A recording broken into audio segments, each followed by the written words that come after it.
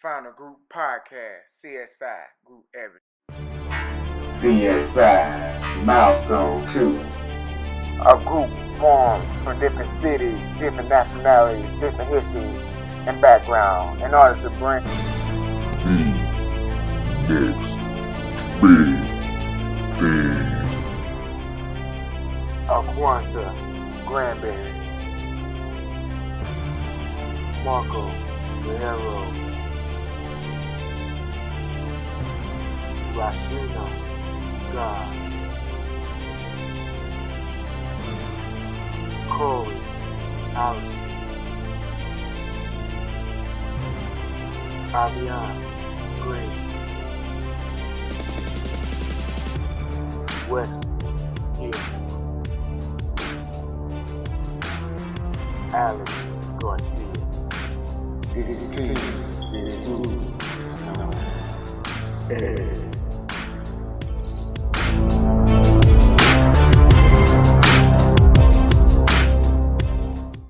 With each passing day, I see more and more hybrid cars on the road. There isn't a lot, but certainly a progression of their growth is noticed. Hybrid cars, unlike the traditional gas-powered engines, are very well worth the purchase, and for quite a few reasons. Hybrid cars help the consumer save money from gas, which in turn helps the environment to be safer and less polluted. What many people don't seem to understand is that pollution has serious side effects, not just environmentally, but physically as well, leading to respiratory issues along with lung cancer.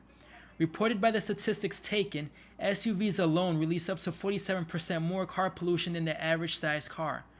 More statistics expose that about 80 people per day are killed in the USA from car-induced air pollution. I, for one, understand that times are financially difficult, so I don't expect everyone to purchase a hybrid. That is if you prefer to spend more money maintaining a gas-powered engine vehicle.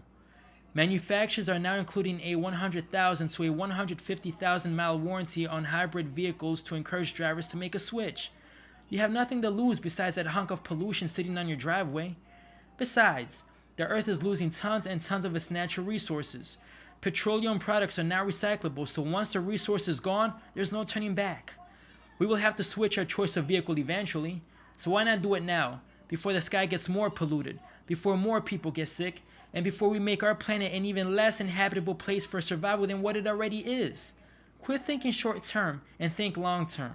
You might not have the cash now, but save up and do what's right. Hybrid all the way. In 2009, the Terrafugia made its first flight. Unfortunately, it still requires a landing strip, which makes this car not likely to be very efficient for a huge population. The Hovercar.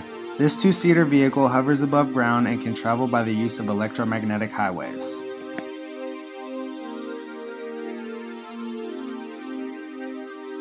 Theoretically, thrusters on the back would provide forward motion. With the use of a joystick, the hovercar could also turn on a dime. Due to the lack of friction, the hovercar could be very energy efficient, reducing the need for gasoline cars.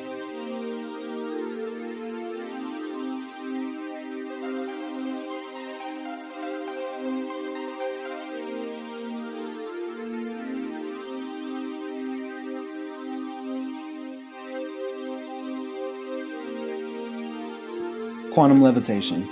Other researchers from Tel Aviv University have proven that quantum levitation does work. Stunningly, it demonstrates objects that can float in midair with the use of liquid nitrogen as a superconductor, which means that it's able to conduct electricity without energy loss. More automotive designers over the years have encouraged the use of electromagnetic highways. Currently, Stanford University is working on this design, and we could see this in our near future. With this technology, there would be no need for use of gas vehicles anymore. Instead, the use of magnets and electromagnetic highways repelling each other support our hovercar's future.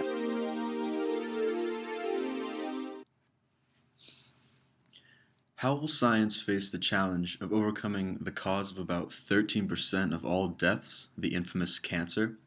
Sean Douglas says it will be met with robots. Very small robots, roughly a nanometer in size in fact.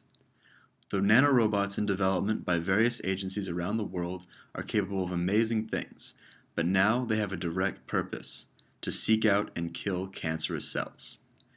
Douglas's nanomachine looks like a clamshell, its halves clasped together by two sets of entwined double-stranded DNA, and its interior filled with antibodies or drug molecules.